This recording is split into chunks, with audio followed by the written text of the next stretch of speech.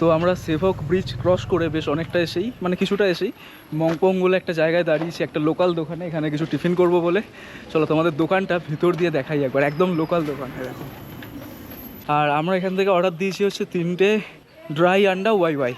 তো দেখি আসুক। আর পাহাড়ি জায়গা তো লোকাল দোকানের খাবারের স্বাদ খুবই ভালো হয়। তো দেখি খাবার আসুক, তারপর তোমাদের দেখাচ্ছি।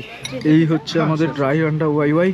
ট্রেন থেকে অভুক্ত রয়েছি, এখন ফাইনালি কিছু টিফিন খেতে পারছি। ভীষণ গরম, এখন পুরো ধোঁয়া উঠছে, সবে করে দিয়েছে।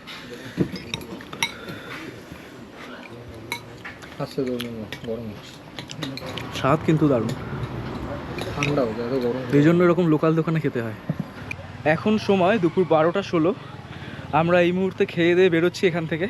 তোমাদেরকে জাস্ট একটাই কথা বলবো, তোমরা যখন এইরকমভাবে আসবে বা তোমরা যখন এইরকম পাহাড়ের দিকে ঘুরতে আসবে, তখন চেষ্টা করবে এরকম লোকাল দোকানগুলোতে খাবার খাওয়ার।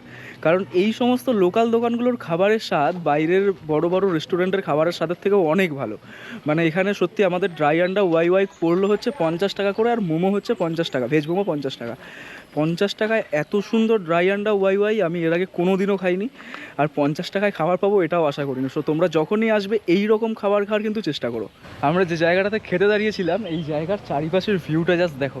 সবে একটুখানি উঠেছি সেবক থেকে, আর পাহাড় পুরো দুপাশে, আর দূরে হচ্ছে তিস্তা নদী।